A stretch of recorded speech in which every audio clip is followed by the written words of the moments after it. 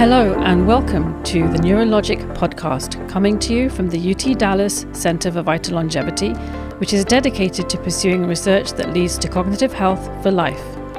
Our goal is to educate you on the latest matters relating to cognition and the brain, and with each episode we will be interviewing leading scientists and sharing their insights and suggestions to promote cognitive health throughout the lifespan. My name is Amber Kidwai.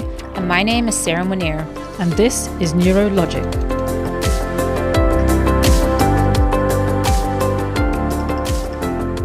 Hey everyone, welcome back to Neurologic. We have such an interesting episode for you today. We're going to be discussing aging and memory and the role that sleep plays in how well we remember things as we get older. Today we're joined by Dr. Audrey Duarte, who is a cognitive neuroscientist at UT Austin, and she does incredible work on better understanding the role of sleep in memory.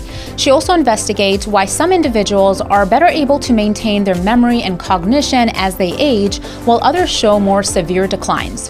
Her research also investigates how other factors like mood and social stress can play a role in all of it. And I'm kind of obsessed with calculating how many hours of sleep I get each night, but did you know that getting the same consistent amount of sleep every night can also play a major role in our cognitive health? We discuss what's actually happening in your brain when we sleep and how factors like mood and chronic stress can impact the brain as we get older. Plus, we also discuss how social experiences like discrimination or living in a high-stress neighborhood can impact cognition and brain health over time. And we discuss the different methods and technologies available for measuring sleep and how researchers can use this to help us improve our sleep. We're so excited to share this episode with you guys. Let's get into it.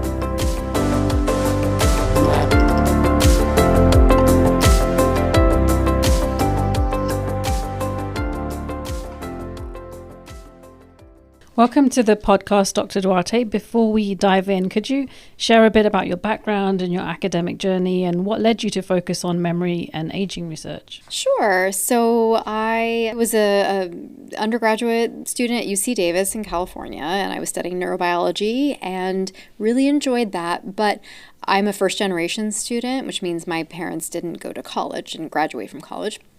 And so I really didn't know about research as a career. But the reason I found out about it is because I think, this was a million years ago. So I think I got a brochure in the mail for a program called the McNair Scholars Program, which is a program that helps people from first generation students get involved in research. And so I thought, oh, that sounds good. And I did that, and that helped me get some research experience as an undergraduate and doing neurobiology, studying memory in birds. And obviously I don't study birds now, but that was really just such a great experience. I loved it so much. And then that's how I found out about applying to graduate school. I didn't even know that was a thing. I didn't understand the whole path of a professor. But I did that. I applied to graduate school. I went to UC Berkeley, again, neurobiology PhD. And there I was always sort of interested in memory, I think probably from my undergraduate experience. And, I did rotations through different labs, which is a typical thing you do in neuroscience programs. And the one that I settled on was the last one, was a lab where the PI, the advisor, was a neurologist. And they were doing research with patients who had brain injury and looking at cognitive outcomes of the brain injury, including memory. And I just thought, this is for me. So it's just something I was super into and excited about. And I just, I guess the rest is history. Okay, wow, that's really interesting. So from birds to humans. Yeah. Yeah. I mean, episodic memory, which is memory for our personally experienced events, transcends species. So, Yeah. So as you just mentioned, episodic memory is, memory for unique events. So how does that change as we age? Yeah, this is good. It's a good question. So, I mean, the general thought is that episodic memory, our ability to remember not just something happened. I mean, that's pretty well preserved, right? You don't forget, for example, that you were married, but we may forget the details of events, and that memory for those details is something that's typically declines with age. And that's even in people who don't have dementia or any kind of, clinical impairment or stroke or anything. Just part of aging, as you forget. I think I know where I parked my car today, for example, but I might need a minute to sort of locate my spot in the lot, which is typical. We all experience that, but we experience more of that as we get older. As you said, you study memory and aging, but another thing you have done a lot of work on is looking at sleep and sleep quality and how that relates to memory and aging. So how do the different types of memory, like episodic, semantic, and procedural memory, show different relationships with sleep quality and aging? It's a great question. So episodic memory, which we've kind of talked about a little bit already, the memory for our personally experienced events. Like I had dinner with some of the people here last night, and I could tell you about what we had and what we were talking about, and that's all episodic memory. Semantic memory would be memory for knowledge, facts, and we have a lot of overlap in our semantic memories, right? So presidents of the United States, the facts about I don't know, like times of history, like these are semantic memories. And then procedural memory for skills, things like knowing how to ride a bicycle or perform some kind of motor task, those are all procedural memories. So of all of those different kinds of memory, episodic memory, the relationship between sleep and episodic memory has been studied by far the most. And so we know the most about that. And we know that sleep is essential for episodic memory, meaning that something is happening while we're sleeping that strengthens memories that we've experienced during the day or encoded during the day. When it comes to semantic memory and procedural memory, they've been studied much less, but of those studies, we do see that sleep has an impact as well. So I'd say procedural memory has been studied more than anything else. So sleep can benefit our ability to learn like a motor task, which is something they would do in a research study. Like, can you learn a motor sequence by tapping something out on your hand or with your hand? So you've used different approaches to study sleep. Could you explain how you measure sleep in your research and why do those measurements matter? Sure. So there are three major ways to measure sleep in research or, life. So one would be just self-report. So asking people about their sleep over the past couple of weeks. How many hours do you sleep? What time do you go to bed? What time do you wake up? How is your sleep broken? Or, do you have difficulty waking up? That sort of thing. Another is actigraphy. So this is where we have these wearable devices, and a lot of smartwatches have these devices built in. So, or you can purchase one of these, and we do for our research. And this is a way to measure sleep without asking people anything. So we like that because we don't always have the best. We don't have the greatest ability to really assess our sleep accurately. So we may think we had a good night's sleep, but actually the data would suggest otherwise. So actigraphy is a method that we can use devices that are measuring movements while people are sleeping. And that gives us an indication of whether they're moving while they're asleep, whether they're awake when they're lying in bed. And so we use that method quite a lot. And then the third, which is the gold standard in sleep research, is called polysomnography. And this is when we use electrodes to measure neural activity coming from the brain. We put these electrodes all over the person's scalp and face. We measure muscle movements around the mouth and the eyes, and that lets us know what stage of sleep they're in. So there's a stage of sleep called rapid eye movement, REM sleep, and that sleep is characterized by rapid eye movements, and so you need electrodes to measure that. And that's another method. Each of them has pros and cons, which I can talk about if you want, but we use all of those in our lab. I'm assuming the polysomnography requires you to come into the lab. So that's a great question. Traditionally, yes. So we have a sleep bed. People come in. We try to make it comfortable for them. They might sleep while we're recording all these signals I was talking about. But as you might imagine, that's not a natural sleep environment. Right. So like last night, for example, I had a terrible night's sleep because I was sleeping in a hotel room. That's not my natural sleep environment. I could hear everything in the hallway and it was difficult. So we don't want to disrupt people's sleep because that's the very thing we're trying to measure. So what do we do about that?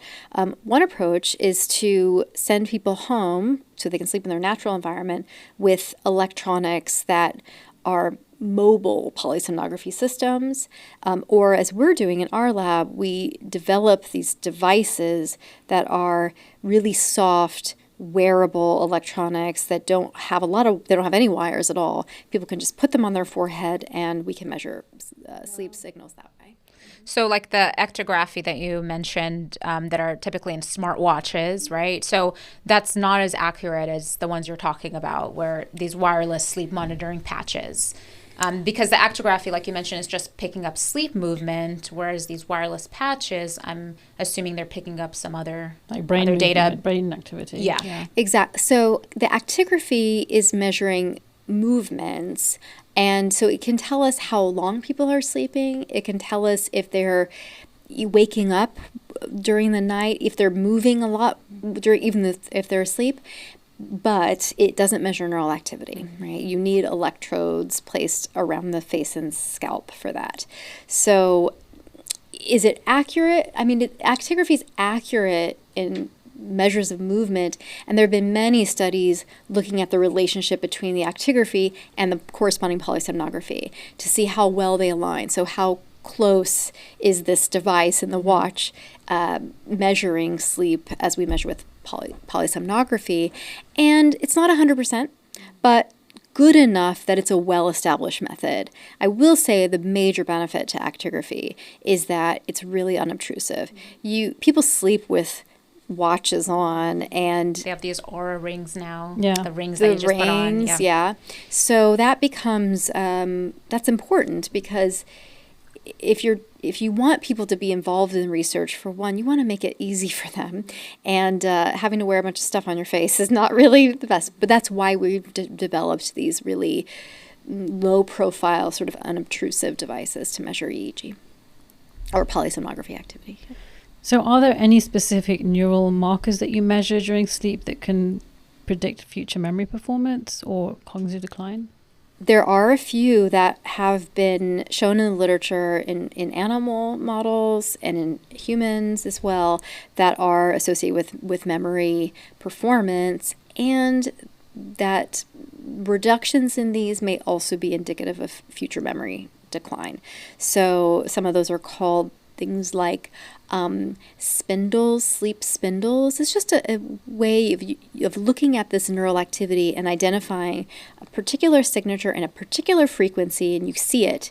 If I could draw it for you, I would show you, but it looks spindle-like, and that's why we call them spindles. Another is slow wave activity, which is what we see during deep stages of sleep, and that has been studied quite a lot in memory. And we think that during those slow waves, there's actually a strengthening of neural activity between regions of the brain that are important for events that we've encoded that day. So yes, there are these neural signatures. We can measure them while people are sleeping, and they seem to be important for memory performance.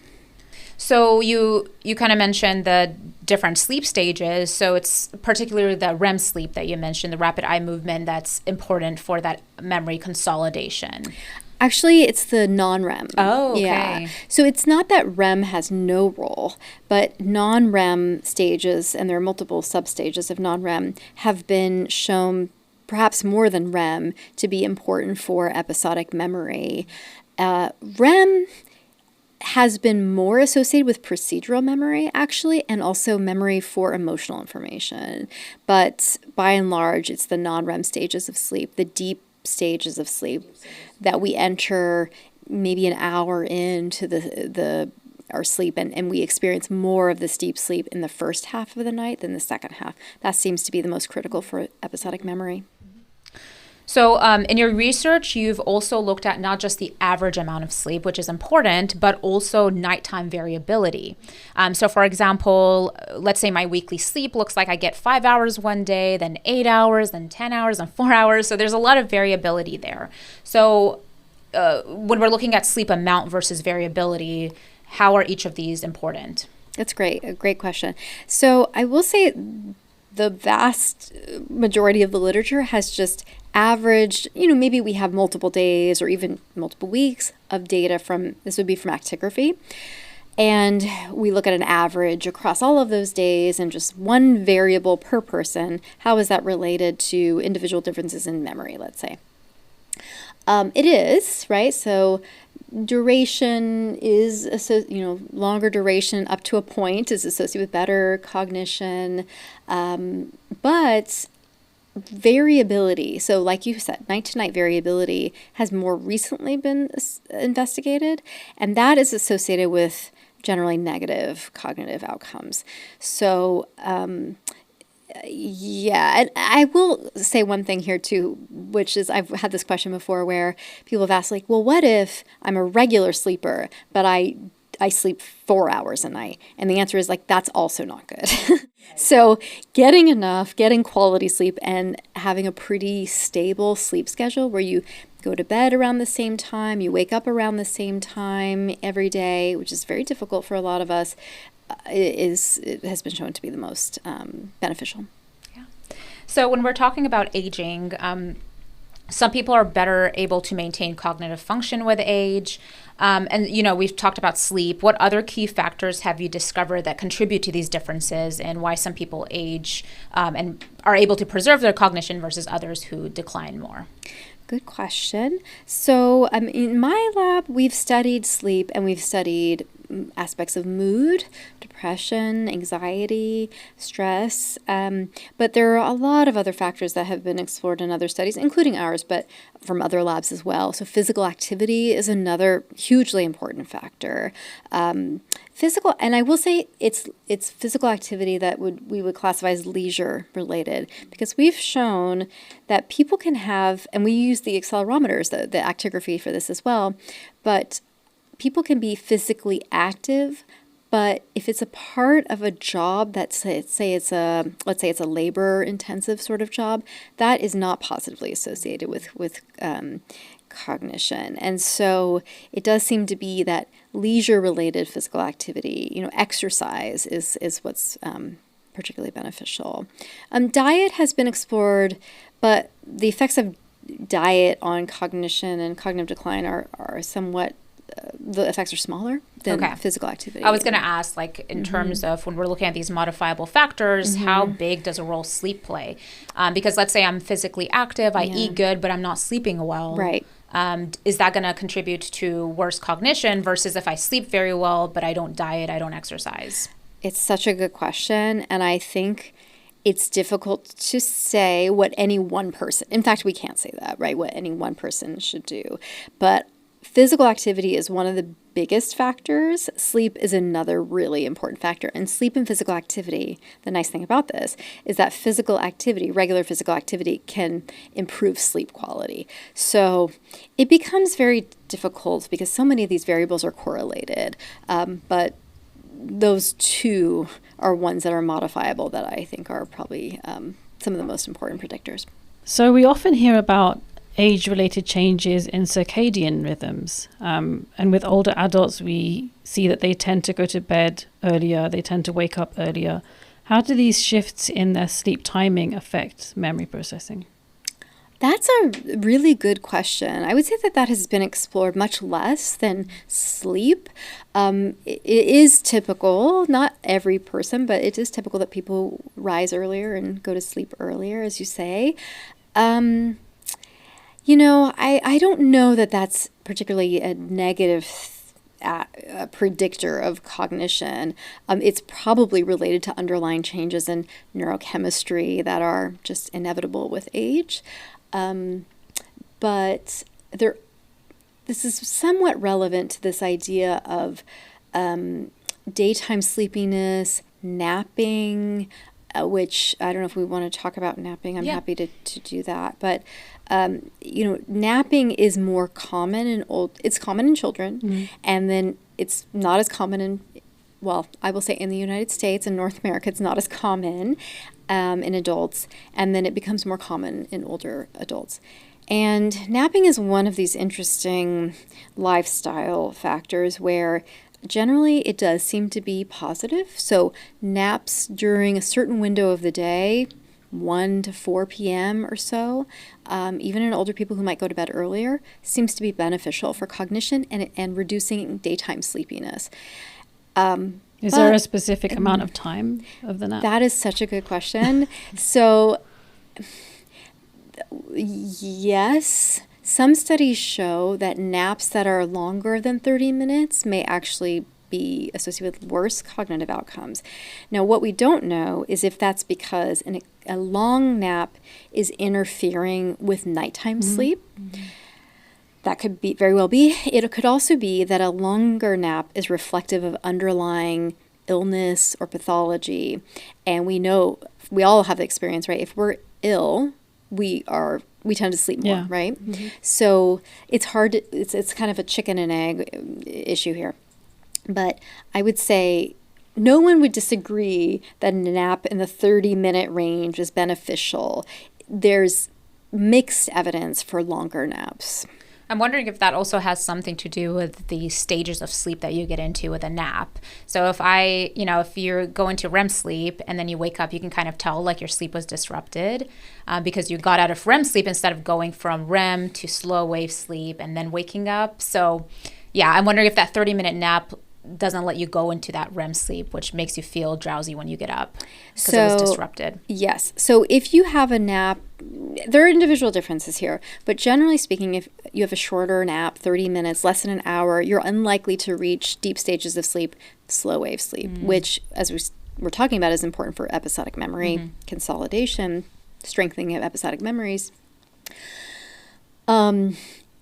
It's tricky, I would say, just because there's some mixed evidence, but that shorter nap, not allowing you to get into those deep stages, could be associated with less memory benefit, but at the same time, there's some evidence that suggests by not getting into those deep stages of sleep and with that shorter nap, that it's called sleep pressure is reduced, your sleepiness is reduced during the day, and then you're more likely to have a better night's sleep and reach those deep stages of sleep during the night, which really is in the dark.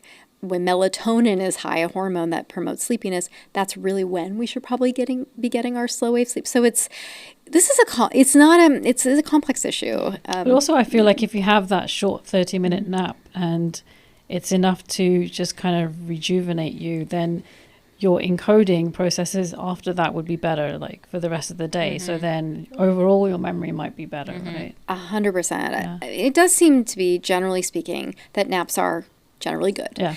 And at any age, really. Yeah. But not everyone can nap. I, for example, am not, I could be very, very tired and I can lie down and I just can't nap.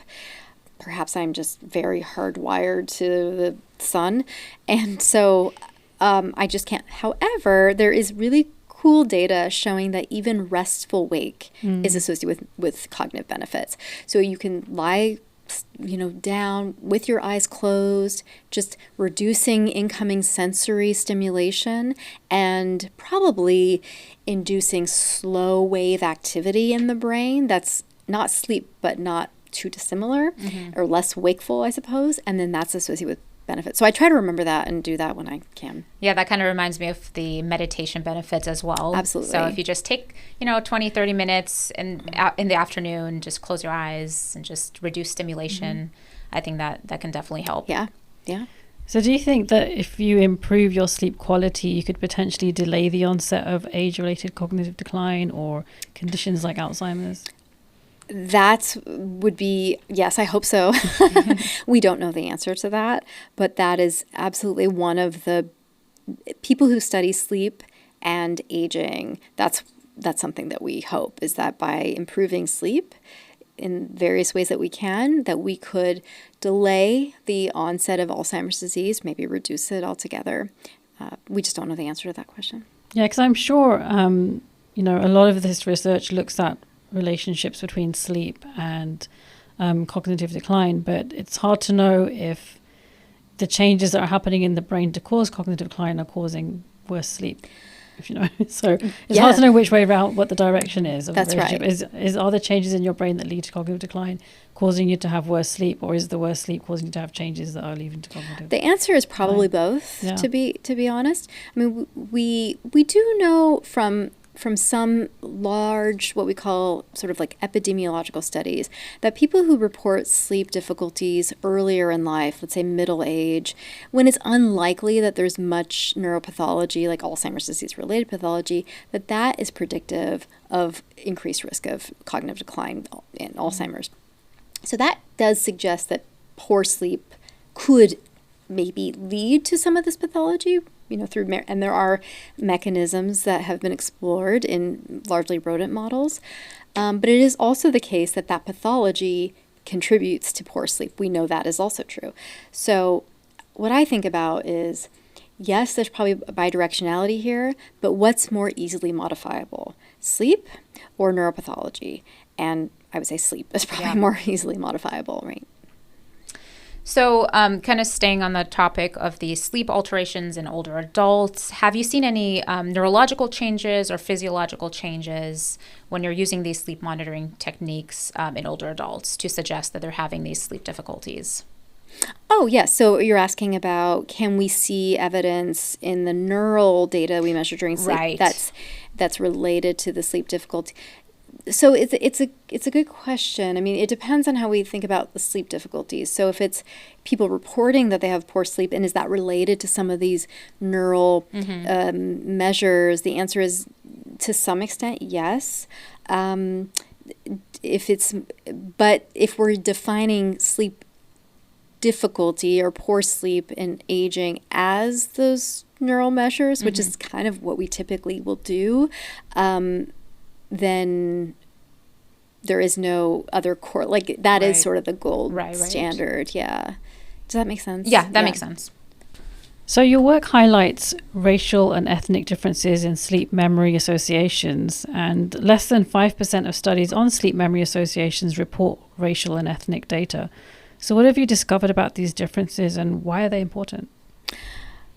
Yeah, so we and others, have been looking at how racial and ethnic disparities in sleep quality, which are pretty well known, and this, I will say, is largely from the United States. So when we see people from historically minoritized groups, Black, African American, Hispanic, Latino, some East Asian groups as well, we see generally worse sleep in terms of how much people sleep, getting enough, maybe sometimes getting what we consider too much, poor sleep quality. And, while those have been known for a long time, we haven't for much time known what's the impact of that poor sleep quality, and what is the impact of that disparity on maybe other disparities in terms of like Alzheimer's disease or cognition just generally. So what we've shown in some of our work is that while individual differences in sleep quality are related to those in cognition, namely memory, that's what we study the most, that those relationships seem to be a bit stronger in our participants from historically minoritized populations. So what would that mean? I mean, for everyone, it seems like poor sleep is an important factor for cognition, day-to-day cognition, but also maybe memory decline, cognitive decline. But perhaps it's even more important that people from certain minoritized groups with associated, let's say, stressors get good quality sleep. So much more work to be done in that area, to be honest, but that's what we've shown so far. So when you look at all of these factors together, like sleep quality, mood, stress, socioeconomic status, which ones appear to have the strongest relationship with memory performance? Specifically with like these minoritized in these minoritized group, because I know when we're talking about these like differences in sleep and memory, I'm sure that they're proxies for a lot of these socioeconomic differences that minoritized groups are going through. So which of these do you see to have the strongest relationship with these sleep declines and memory associations? What I can say pretty confidently is we don't have enough data because these people from these populations have been understudied in medical research and clinical cognitive research like what I do. I don't feel confident in being able to say this is the most important predictor of the what we would say the variance in these cognitive outcomes and cognitive decline, because we just don't have enough data from these participants. And I don't even want to make a prediction because I'm so not sure. I mean, I think we know from a lot of studies that socioeconomic, income to needs is a really important predictor of a lot of cognitive outcomes. And if you think about that, that's not mutually exclusive from sleep quality, right? So if your income is lower than what is needed for your needs, right, you and your family, then you may not have the opportunity to get enough sleep because you might have to work multiple jobs. And we do see a lot of that even in our participants. We see that too. So being able to get enough sleep, and this is something I'm very aware of when I'm thinking about, how we talk about our research, and then when I'm talking to people in the communities about the importance of sleep, I'm very aware that it is a luxury, right? It is a privilege to be able to get enough sleep and to get regular sleep. And, if you're a shift worker, for example, we know from research that you're not getting enough but also sleep. To have that space to sleep, right? Because if you have a lower socioeconomic status, you might have a noisy environment, or a room that you have to share with people who are making noise or whatever it might be. And absolutely. Light pollution, depending where you're living, or air pollution. Yeah, we know that is true as well. So have you found any moderating variables that can kind of buffer these differences that we see between minority groups and versus white, that can kind of, buffer that association between bad sleep and memory decline? Yeah. Yes. So we do study a lot of these relationships, and it does seem like negative, but I do really like to think about what are those positive buffering factors. And one that we've explored that I think is really interesting is religiosity. So this is a person's sort of endorsement of their, how often do they go to religious services, or how in their daily life do they experience religiosity, and publicly, privately, whatever it is. And that we know from a lot of other research and our own data is higher in some historically minoritized groups that we've been studying. And that seems to be somewhat protective. So even if you are a poor sleeper, and even if you have high race-related stress, the presence of higher levels of religiosity seems to be a positive factor, reducing the negative impact of, let's say, poor sleep on cognition, which is interesting and amazing. And we do wonder, what is it about religiosity? Because it's not something you necessarily can prescribe to people, like, go be more religious. Right. For some people, that might work, but that's we think it's sort of a proxy for other things, and some of those other things that could be important for promoting better sleep could be, when you're highly religious, either, and it could be privately, it could be even non-denominationally or agnostically, but you feel like some spirituality in your life, there is some emotional regulation that comes with that, some peace that allows us to sort of take things in perspective, negative day-to-day stressors. And so we haven't quantified that specifically, but we know from other research on religiosity that is related, if that makes sense what I'm saying. That's interesting you say that, because I wasn't sure if you meant, because when I think of high religiosity as well, I'm thinking of, if you do participate in religious events more, then you're part of a community and you have a whole social support network. And is it that aspect of it that's, making things better? But the fact that you said that even if you're just a personal spiritual belief means it's not necessarily the social support aspect, but more the internal kind of what's going on in your head and how you frame what's going on in your life. That's right. Yeah. So it could be, it could also be the social support. That's because that is another positive aspect of religiosity for a lot of people, especially if they're going to public sort of services, or have some community. So it could be that too. It's not mutually exclusive, I think. Yeah, that's very fascinating. So could wearable technology or mobile apps play a role in tracking and improving sleep to support memory? I think so. So wearables are everywhere now, right? I mean, there are commercially available wearable sleep trackers and apps on our phones and things. And those, some of them are better than others. I'm not going to endorse any on this podcast. But, we've been working with engineers from Georgia Tech, Dr. Hong Yo, and he and his team make these really amazing, very soft wearables, not hard like watches or, which are hard, the ones that are available, but they're just soft patches, kind of like Band-Aid like material that people can put themselves on their foreheads, and we can measure sleep while they're home doing, sleeping. And what I'm excited about with this is that they're so unobtrusive. There are no wires or anything. They reliably measure sleep. And if we get to the stage where we're doing interventions, let's say, whether they be medication-based or mindfulness-based or emotion regulation-based, there's all sorts of things we can do. We can objectively measure how sleep is changing as a function of that intervention in this way where people can sleep at home and not have to come into our lab. So I do think wearables have amazing potential for that. Yeah, I think that's also really important for like the studies you do with minority populations because, it's a well-known thing in neuroscience and I'm sure in other science fields as well that it's hard to bring in participants from minority backgrounds because like we were talking about earlier, they might have 2 jobs, they don't have the time to come in.